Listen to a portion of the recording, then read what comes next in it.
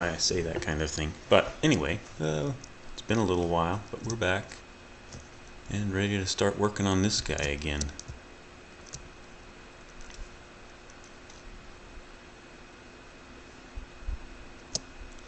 We've only gotten about halfway toward this second level of stuff. So I'm just going to fill it in up till this point on the other 3/4.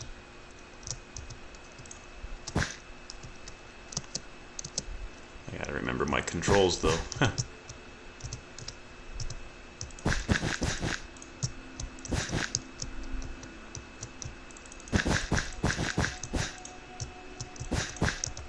And then, because I am possibly anticipating boredom of this mega model, I'm also wondering about just playing a bit of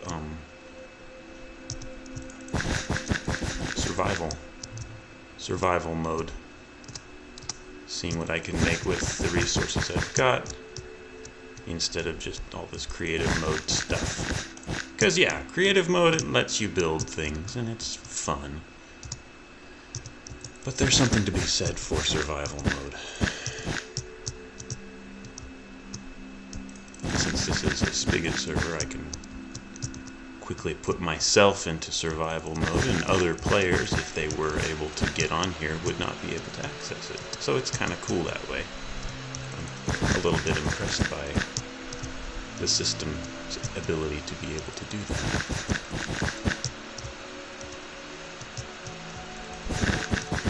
I think I'll finish this level and then do some survival mode stuff.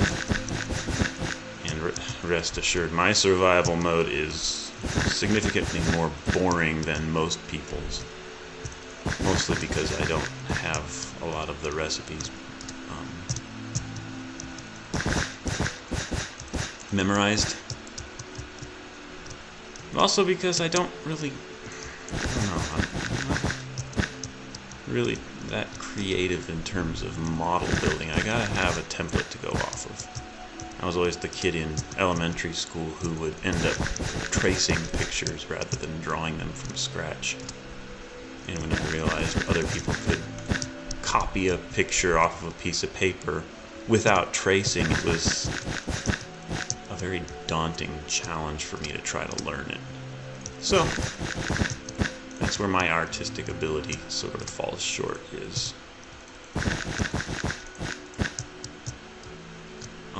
creating visual things from scratch.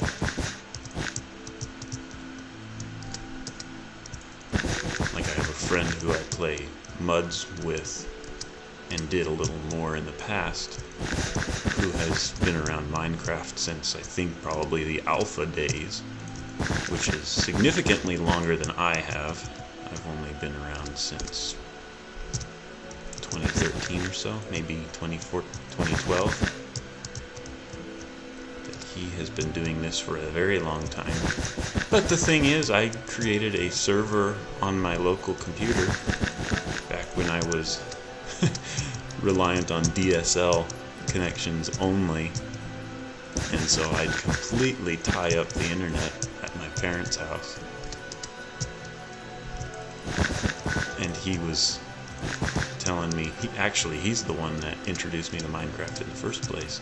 I mean, I knew about it, and I wanted to try it, and I won't go into details there, but basically he sold me on it, and yeah, that's when I got my little license and went for it. But all that to say, I created a server on my laptop, posted it from my laptop, port forwarding and all that, and then he logs in as himself, and within 15 minutes had a giant 2-story mansion built. I mean, it wasn't gigantic, but it was gorgeous in terms of visual appeal. I'm like, how in the world did you come up with this? And I've tried to recreate that since. I think I might still have the save files from from that. But I ended up installing little mods here and there. Like before rabbits were available, I created a I downloaded the rabbit mod and other. I think it was called Twilight Forest, and invited him in, and he immediately, and I put it into creative mode, and he immediately started making rabbits pop out of like a cannon, and yeah, it was quite exciting. But he's also the one that introduced me to Buildcraft and Optifine, saying that both of those were kind of staples for getting started. I have since not loaded them into this Spigot server, probably because they also require client-side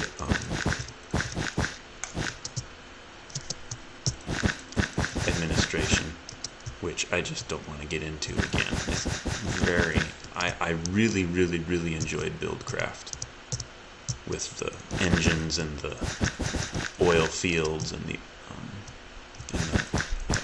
liquid mining.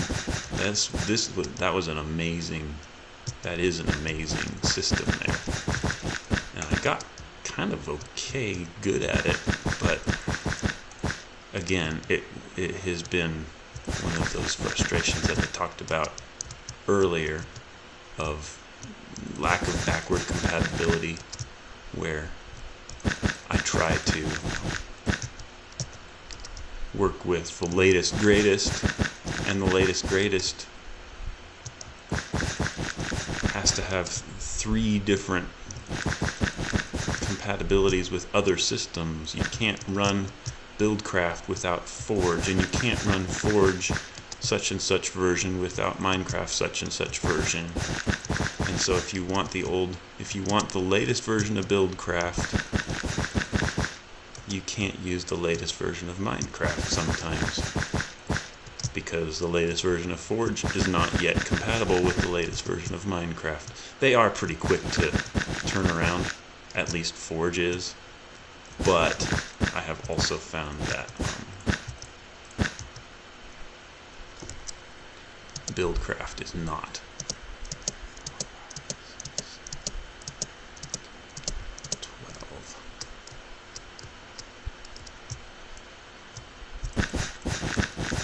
So yeah, it was very frustrating too.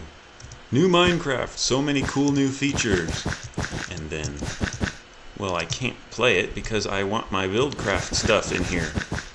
My world is breaking. My save files are breaking because I have a bunch of Buildcraft systems preloaded, and those are now gone. I had a whole huge engine that I built from scratch in survival mode. I took hours to make this system that pumps water up to my house from the ocean, up a cliff, that kind of thing, and now it's gone because I am on Minecraft whatever version. And this was all before the version managers were ever a thing. You had to load Java from a batch file.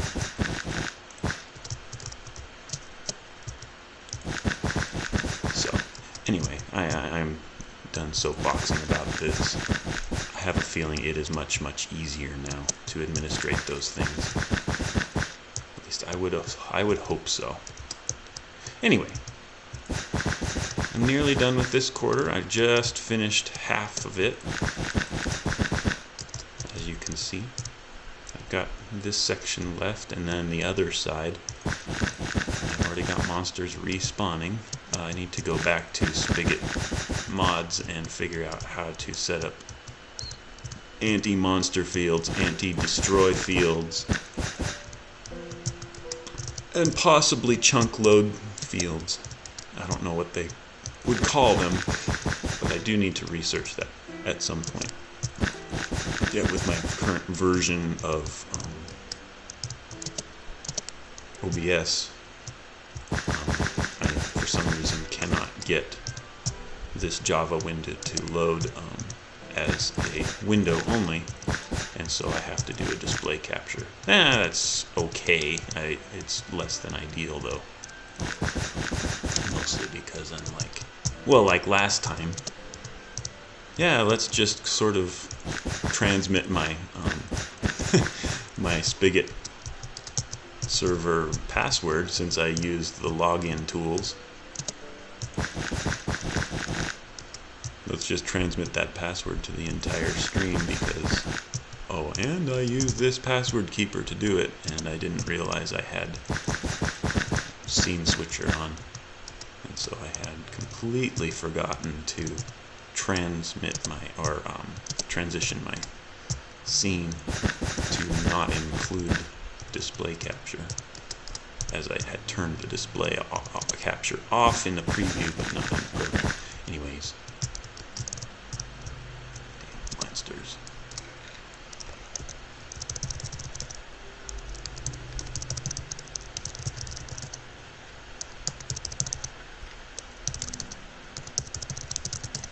There we go. Take that. Oh. And immediately, within seconds, I have 4 more zombies popping in. Remember, what are the rules for spawning? Is it like 1 chunk away? Yeah, I think so.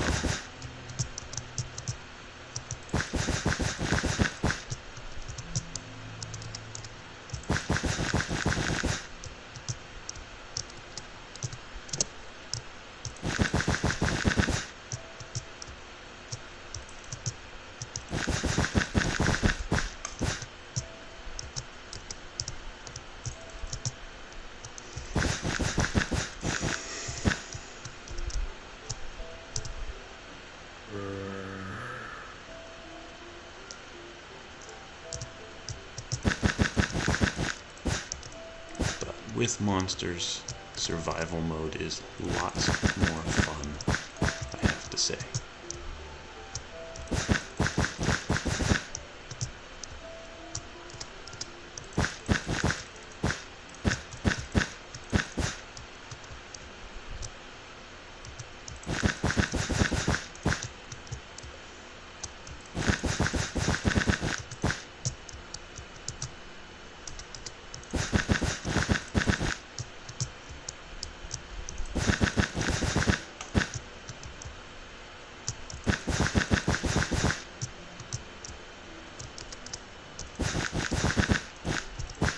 I do want to figure out anti-destruction fields.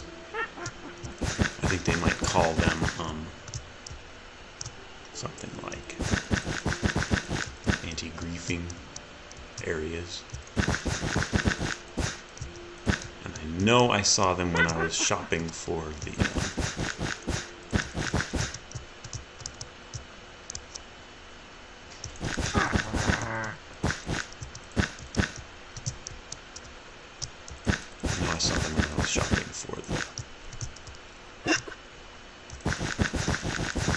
the other mods that I have on here. Spigot Essentials, Admin Essentials, that kind of thing. Alright, I've got the second level on this end done. Cool. I could fill in those weird holes, but I'm going to skip that for now, just because they're not critical.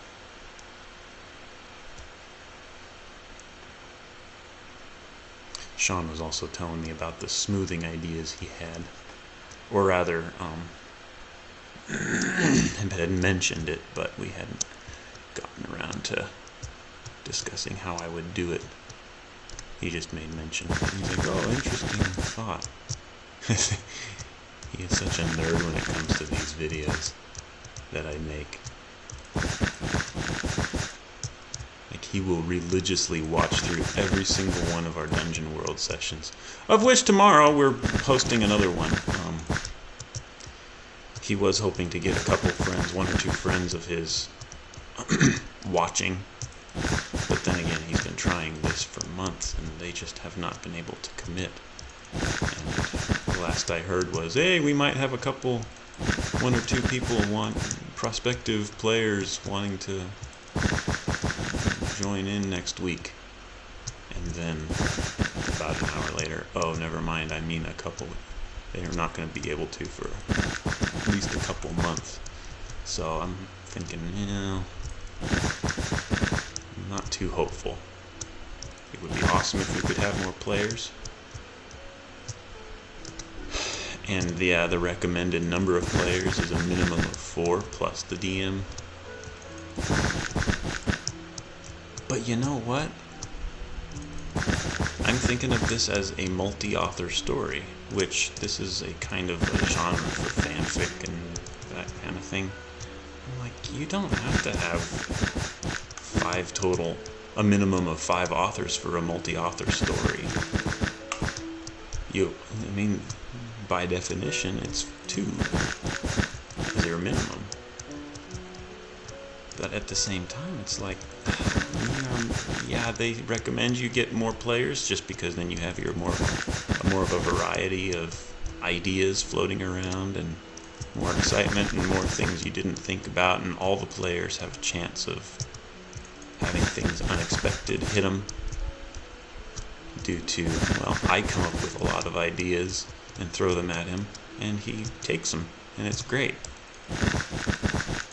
But sometimes my ideas are either not his ideas, and he'll say no, or my ideas are things he didn't think about, and he'll say yes, but then my ideas are the only ideas from a player's perspective.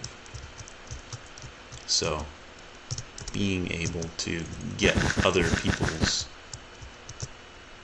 concepts in there. That's the thing, is we wanted to run this as like a little short Dungeon World session for our core group, half of whom, which is 2, had to skip out on us, just, I'd say mostly out of boredom and frustration, and they didn't like the commitment that they had to make on a week-to-week basis.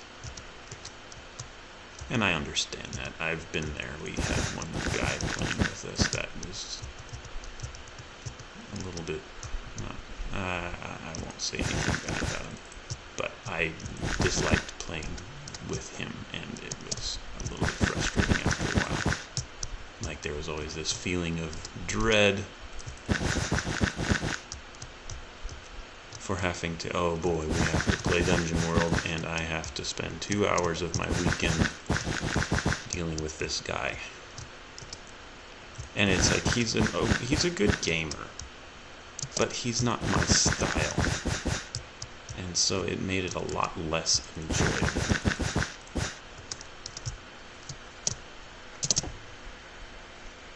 So, and we've tried to get him to come back off and on, but he's been very non-committal.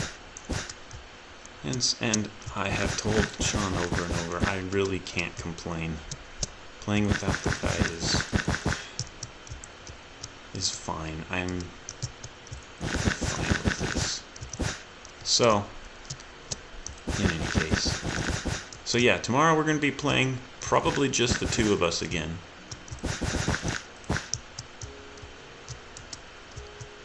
What I really want to do, this is another thing, this is a completely different subject. I had a gal in Achaia. If you don't know what Achaia is, it's a text-based mud. Very, very popular in the mudding community. Of course, not all mudding people pay attention to all the other games. They've usually got their 1 or 2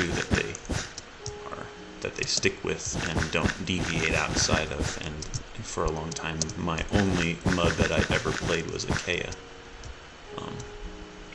But anyway, so one girl that I know in-game was talking about Discord and saying, yeah, I'm on Discord, and I get to know people out of character on Discord, and they were talking about different things, and I'm like, ooh, Discord, you just gave me a great idea, because we were basically discussing the Iron Realms API, which uses a Symphony RESTful interface.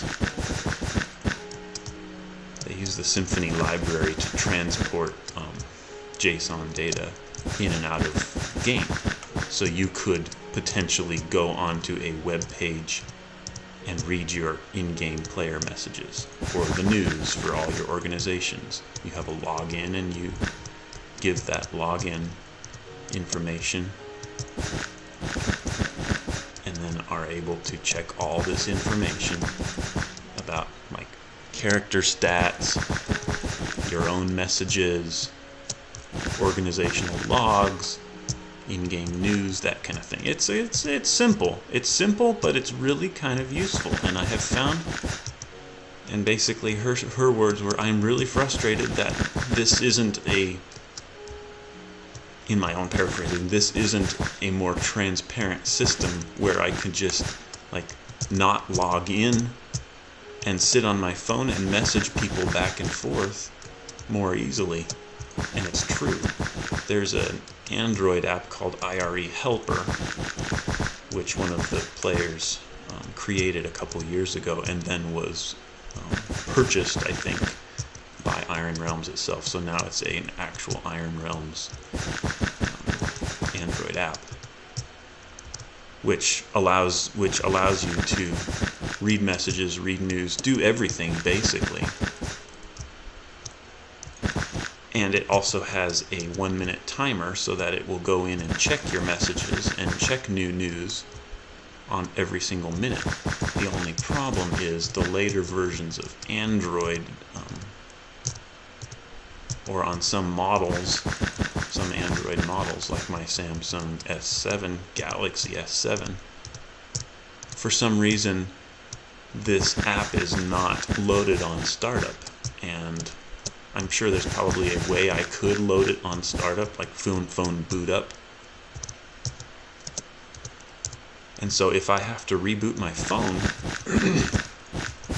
I will completely forget that, oh, I have a KN messages and news that aren't being checked. Because you know, Gmail loads on boot up. So you can always check your Gmail. You'll always get notifications for your Gmail, but if you want to get Iron Realms notifications for new messages, you have to explicitly start the application once and then minimize it, which I find is extremely annoying.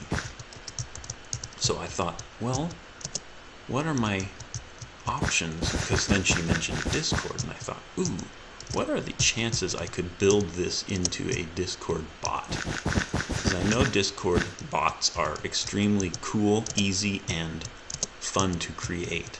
I mean, I guess they call them guilds now, but I have a Discord server that I've built just to play with the administrative side of things, and it is really fun. And I've added a couple of bots to announce Twitch streams and that kind of thing, the standard ones that everybody says you have to have in order to do this online game streaming thing for Discord. And eventually I do want to put a little banner in my OBS for a public invite link to my streamer's channel. But I digress.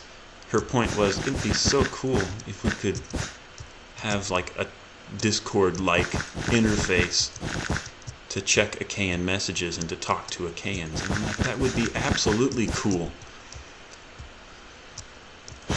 And my thought was, well, yeah, the first solution one would think of is just invite all your AKN friends onto your Discord to friend you on Discord.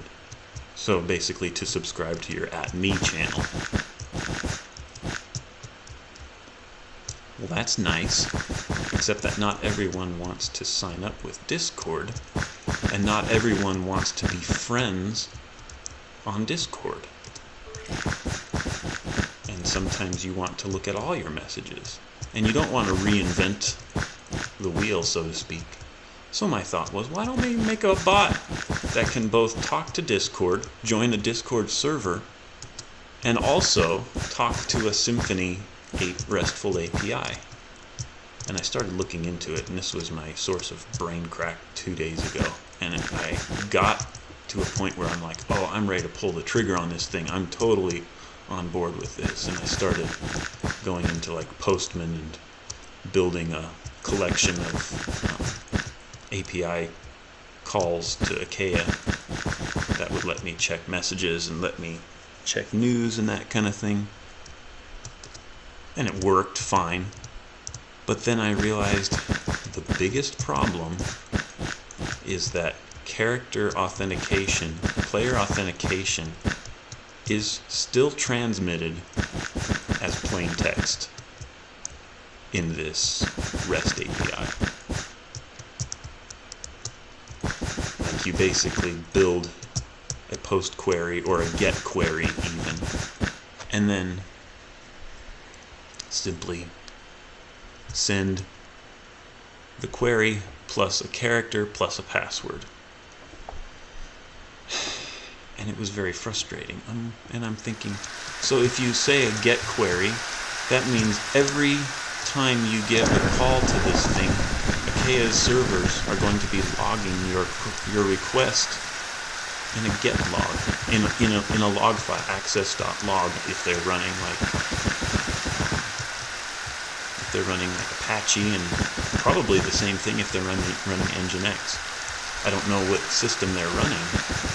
I mean, it's obviously a PHP base because you can,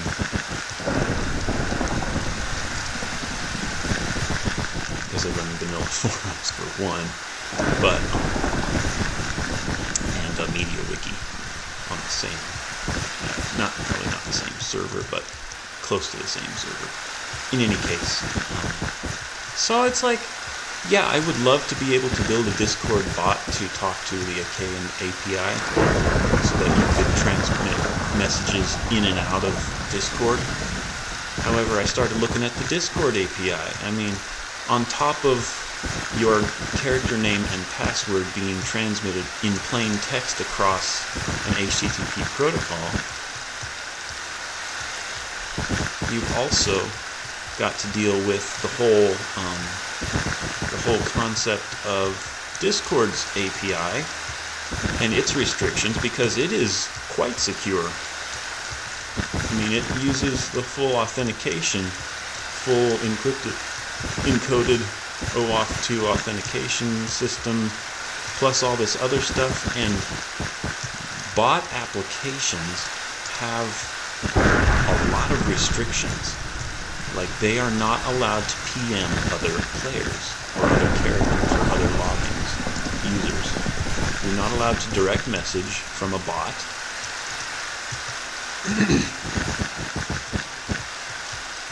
And I found a bunch of repositories on GitHub that say, here's how to integrate, here's how to do a Discord bot. Here's a base Discord bot for sending you status of your music players to your user, that kind of thing. And I thought maybe one of these would be a good base to start with, but then in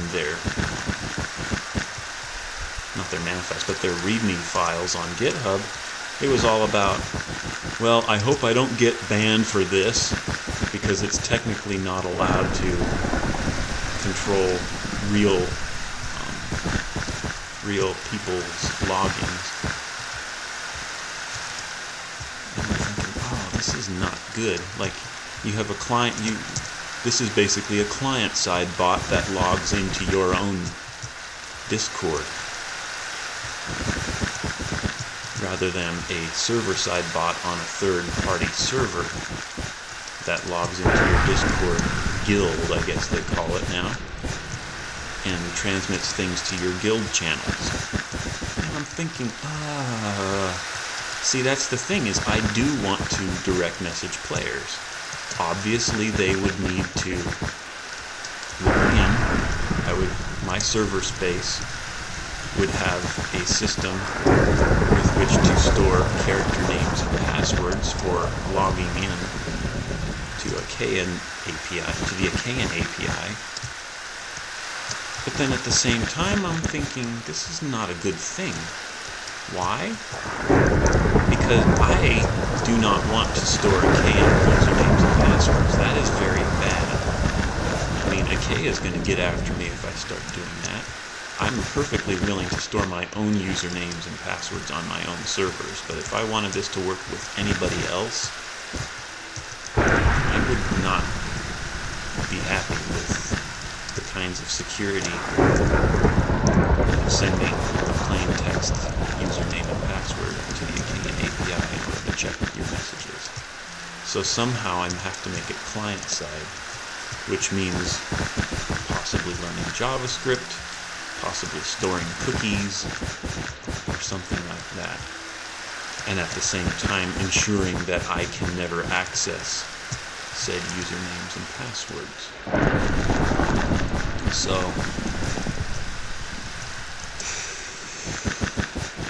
but then with my limited knowledge, all I can do, I have to do those calls. Because I don't know JavaScript and I don't know the libraries that I would need to make it happen from the client to the Arcane API. Because that's the only way I know how to make it work. You're making HTTP calls into Achaia, and you're making probably HTTP calls into Discord. Discord is just automatically more secure, however. But with Arcane APIs, if you're sending plain text usernames and passwords on every call, that's the problem. It's to check messages, you have to send messages.json with character equals this, password equals this every time.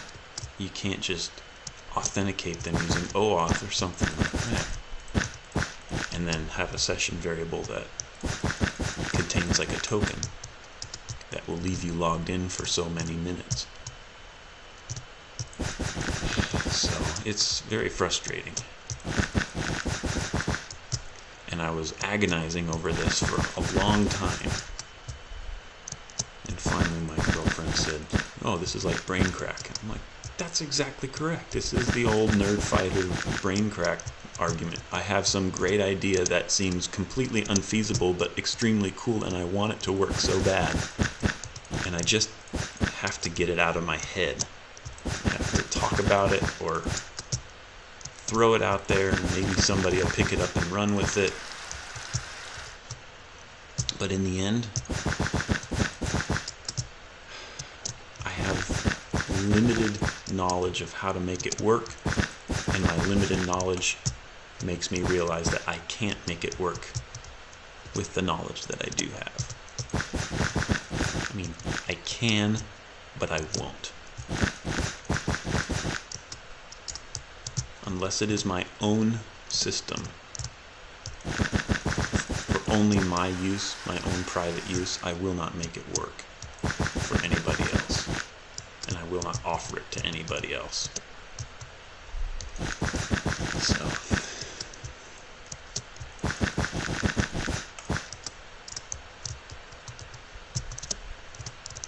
but then like a guy on another mud says, baby steps, gotta just take baby steps, and he's trying to load the Alice AI into his mud. And I'm like, okay man, you want an Alice AI,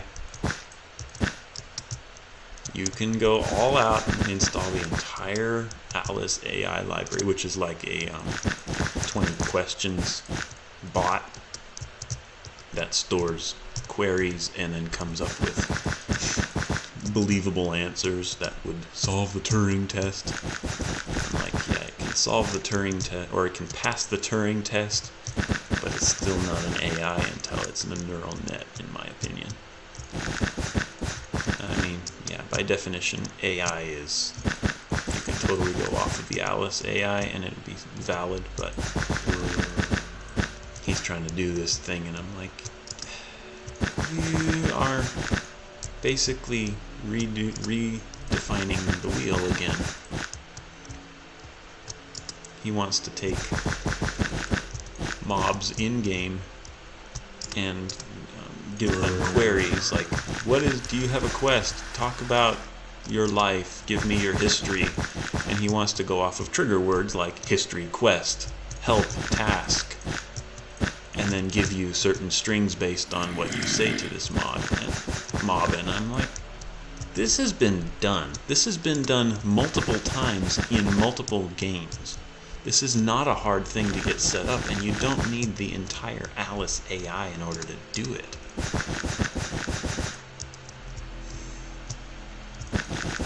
Like, baby steps, baby steps. I'm like, you're taking way too many non-baby steps just by installing the Alice AI libraries into your game.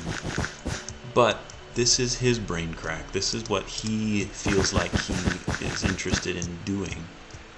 And so I just have to say, throw up my hands and say, fine, this is your big thing. Feel free to just sort of do it then. So, in any case. Alright, I do need to look up comparators for Minecraft, because I want nighttime mode to exist, because I want the challenges of monsters once I finish this, and switch back to survival mode.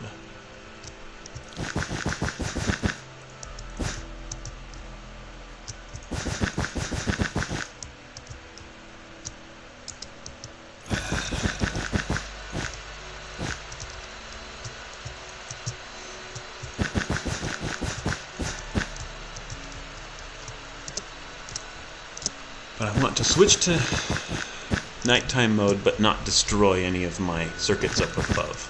Because you remember I have this daylight circuit on top of this blimp that allows me to keep it a daytime, basically. Like as soon as it goes dark enough, the light sensor will cause a switch on the command block and switch back to 6 a.m. So I want to work in a comparator on this guy so that the torch will always stay off. That's basically what I want to do, is I want an always off torch.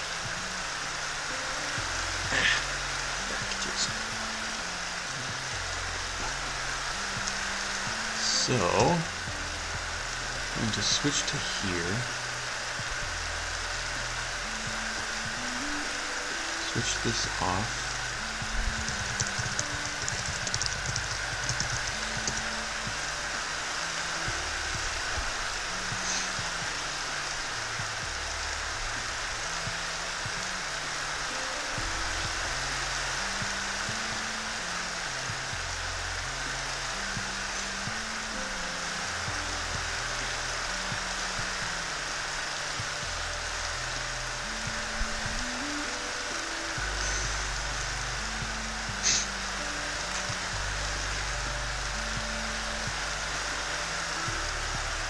Place block control.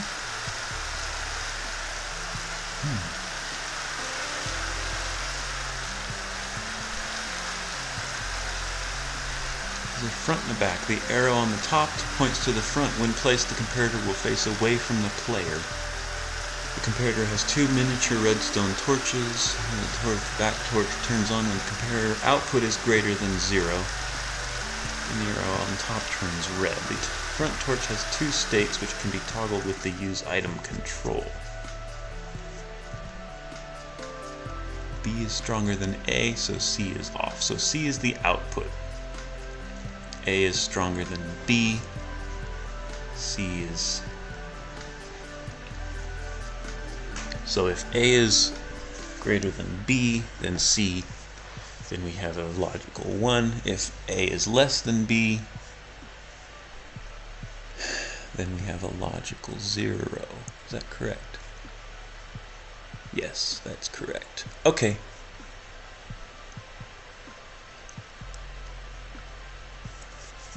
So based on, this is an easy one. This is a super easy one. Based on this, we have B coming in here. I'm going to break this.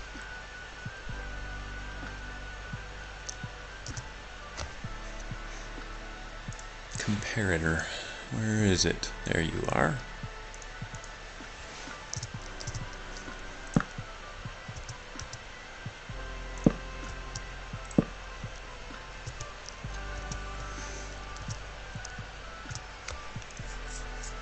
So B comes off the side. Rear is A. So if the side is input is greater than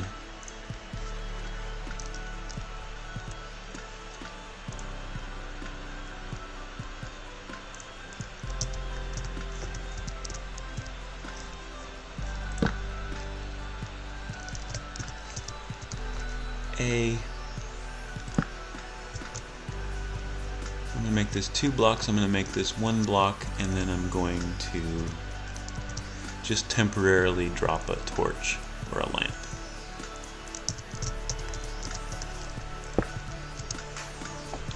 So we drop redstone here. No, I need to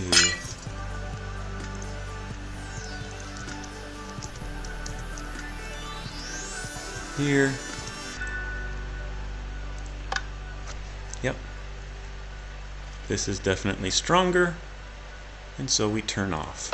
This one's stronger, so we turn on. Cool. So what I want to do is I want to place the comparator facing toward this guy, which means the light sensor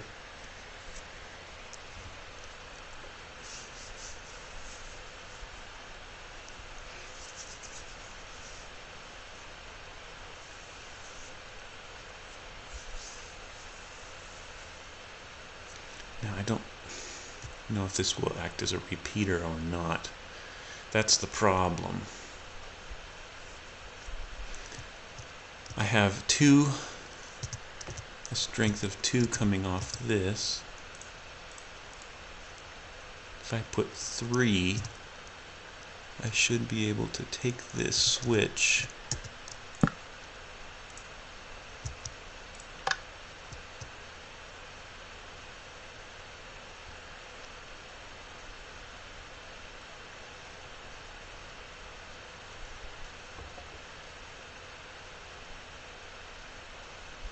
so this is always on.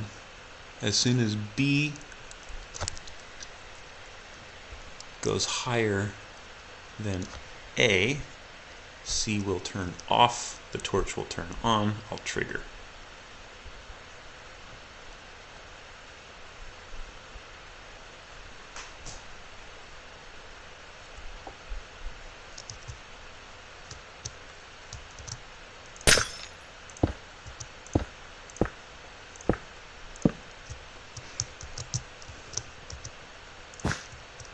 Oops.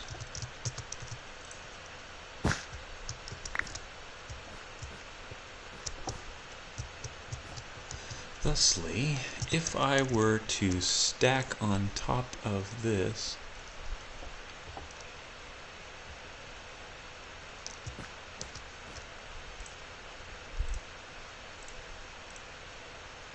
ooh, what in the world am I doing?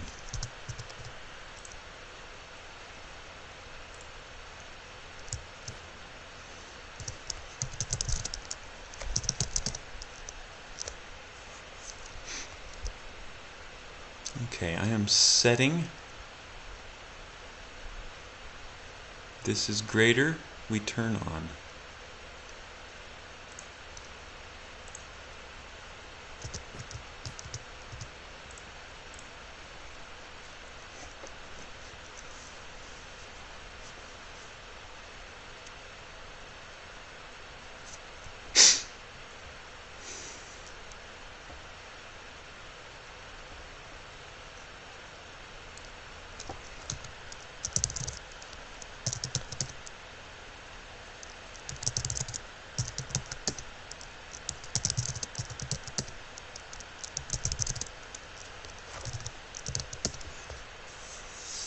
Okay, so 12 p.m.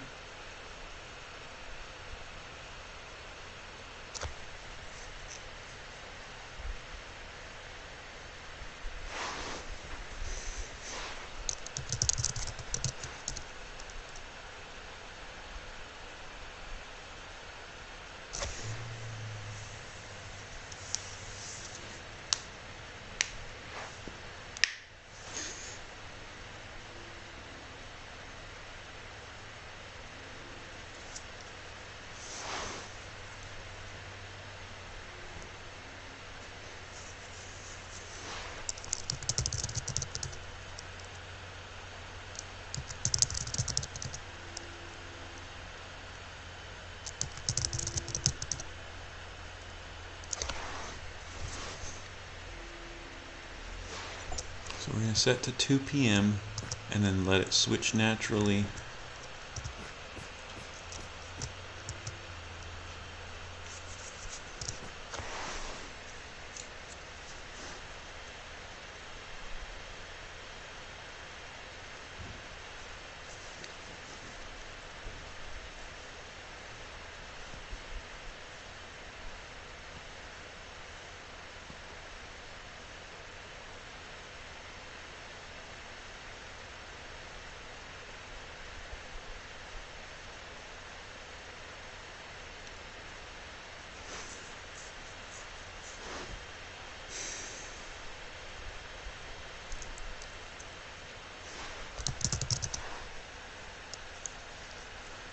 So we switched.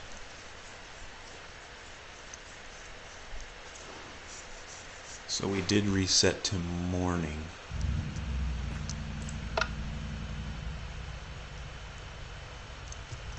Now if we turn the switch off,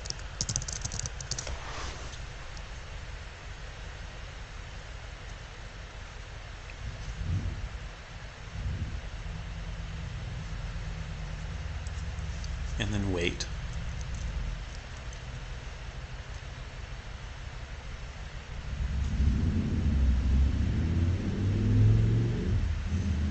Will it matter? That's my question.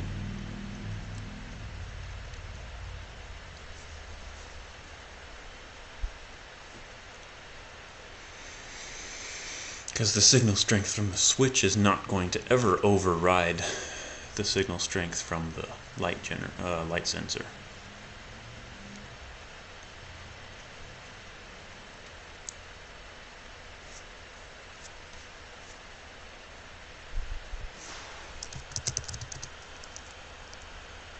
(3 p.m.) We're not switching yet.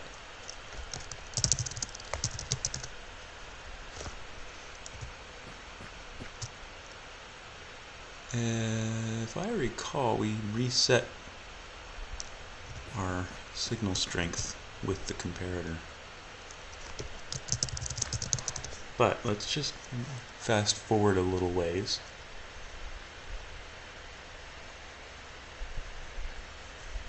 We're still not switching, which is a good thing.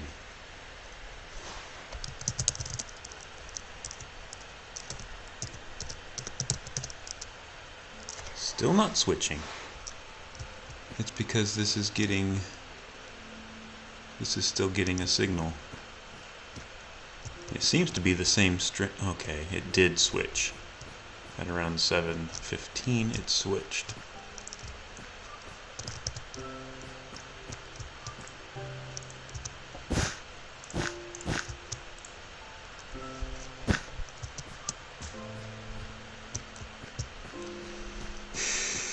So if it does get dark enough,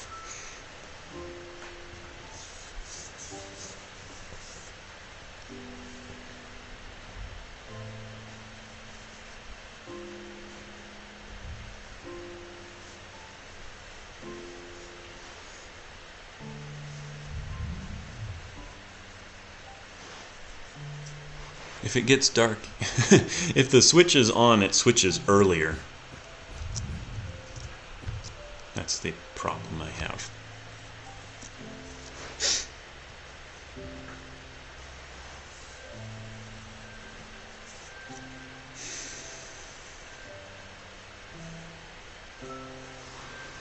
But what I want is an enable, so that when the switch is off, the circuit is always on or always off. I wonder if I were to swap these guys out. Not a tripwire, lever. Have a lever. I need a light sensor again. I have a light sensor. If I put the switch here and the light sensor here,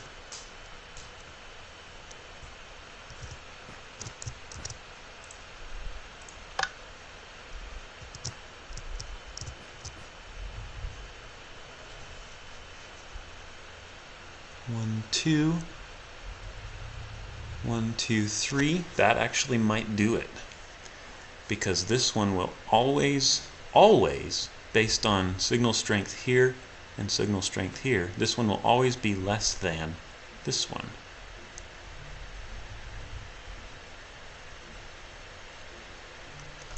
So with the switch on, we should always be transmitting a 1 up to the redstone torch, which will transmit a 0 up to the command block. Time 6 o'clock p.m. This gets darker, darker, darker, lighter, lighter, lighter. It doesn't matter. And this will never go higher because it's still farther away than this guy. Okay. Now if I switch here, we have the torch turn on. This goes to 0. No. 6 p.m.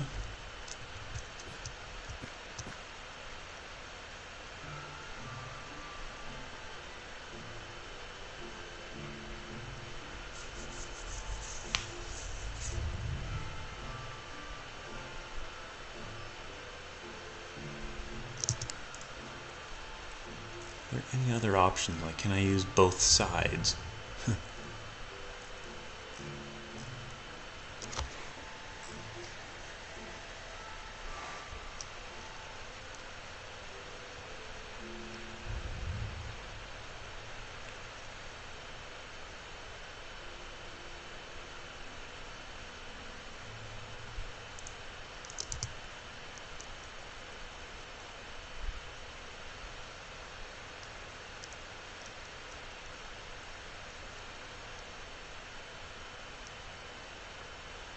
Darker, darker, darker. This stays on. We are, our end goal is accomplish nighttime or not.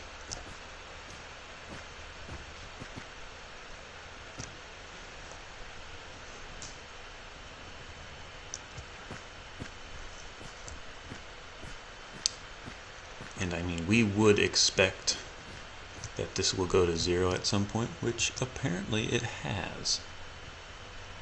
But this has stayed on because our output is 0, because this is 0, because this is not going higher than this.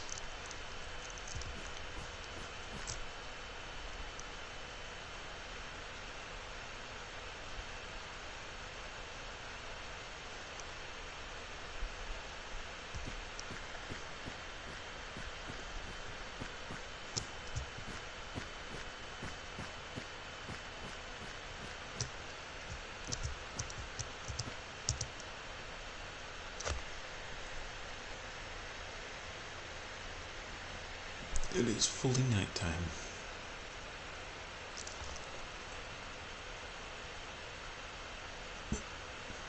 And if this goes higher, it will stay off. So, I'm going to switch this. Nothing changes because it was already on, we turned it off. And it's only when the torch turns on that the redstone block, or the command block, triggers. Time 4 a.m. Alright, we have the sun coming up.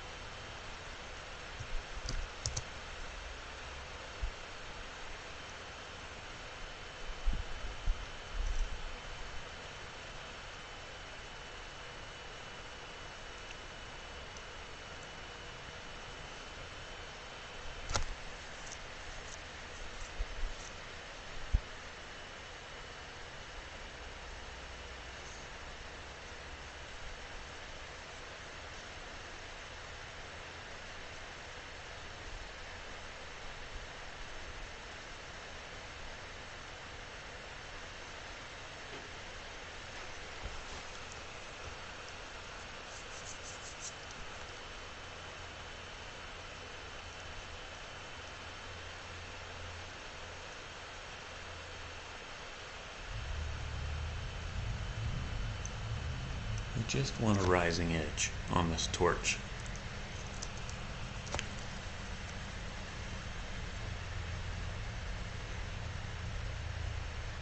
need to put an inverter in there. Am I overthinking this? 6 a.m. This guy's getting brighter. This guy's still on.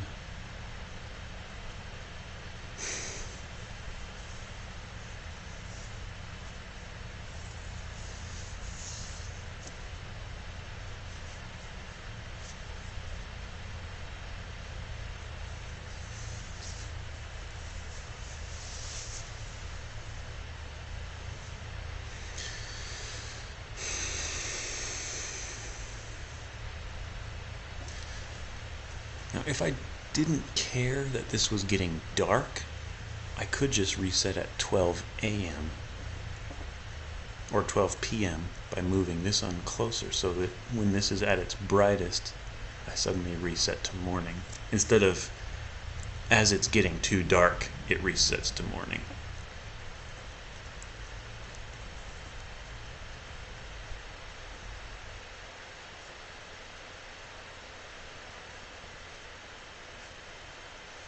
Because I don't see this getting any brighter than this, since this is only 2 blocks away and this is 3.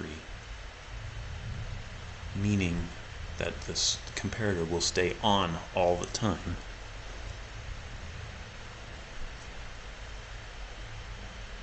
And if I turn the switch off, the comparator will stay off all the time. So let me, oops.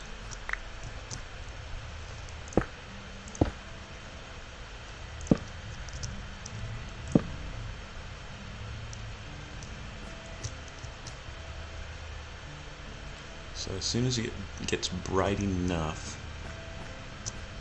i.e. full sunlight, this should switch and the sun will reset. So at high noon,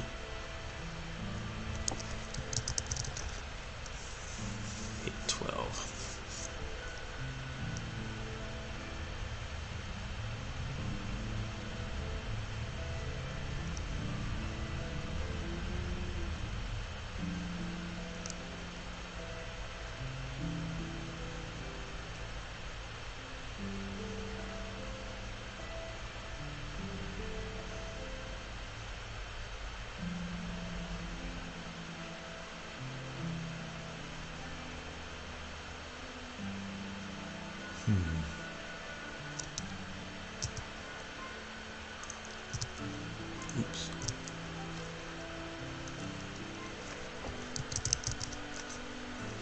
6.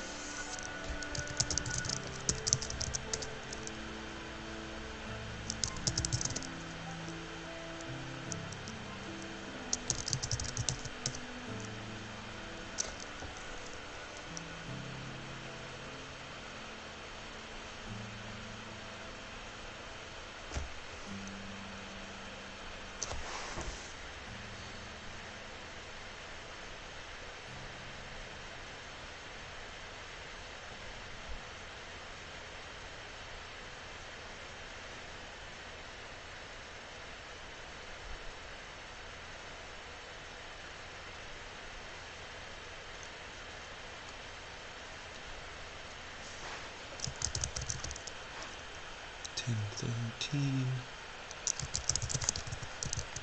Oh, did it just go?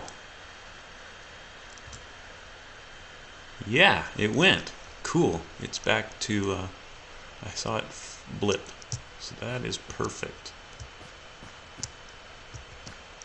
I could make it even a shorter duration, shorter day by pulling this farther out.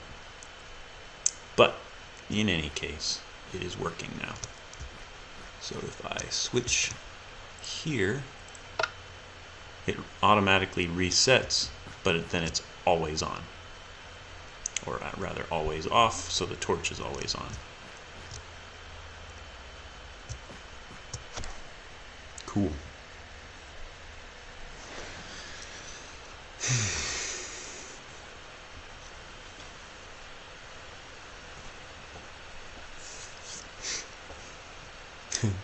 Now my thought is, oh, if I put in a repeater here, like this.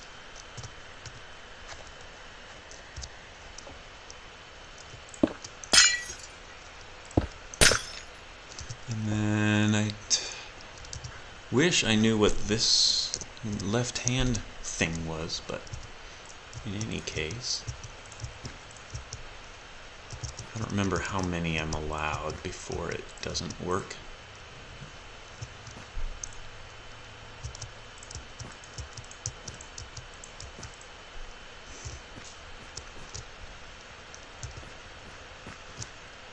So I'm just going to put the switch here and follow it up. Ding! Ah! I am one short.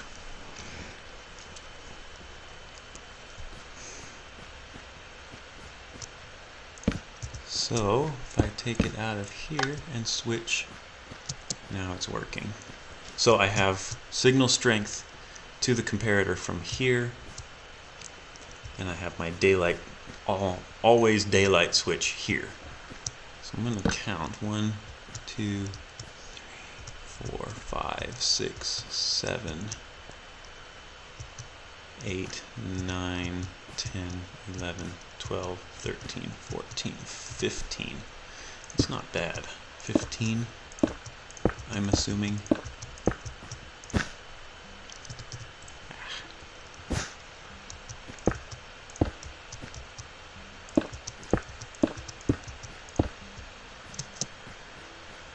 Go with 1, 2, 3, 4, 5, 6, 7, 8, 9, 10, 11, 12, 13, 14, 15.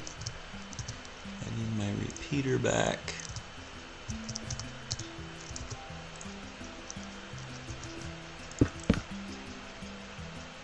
Oh! Cool.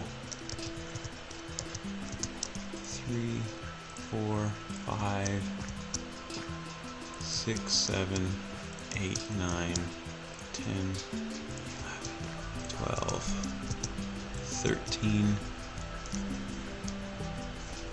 14, 15.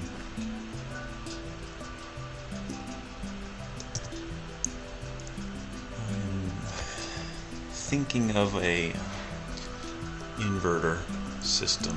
I doubt it will work. I believe you have to have them vertically stacked. Let's just try this. Ding.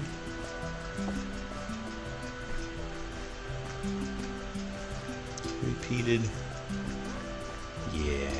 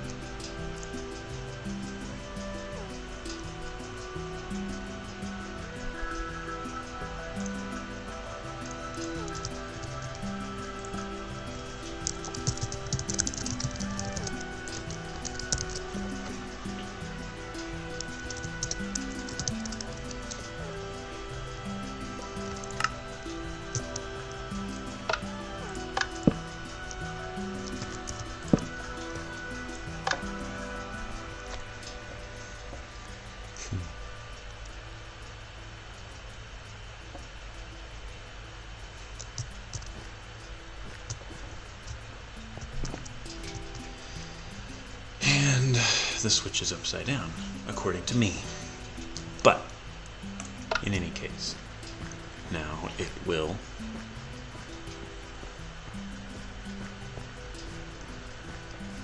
rotate around correctly. We'll get nighttime and daytime. And let's just quick jump off the cliff here, because it's time to pause for a moment and then play survival. Land in the water. Nope. Alright. my monstrosity from the ground. Oh, cool. Okay.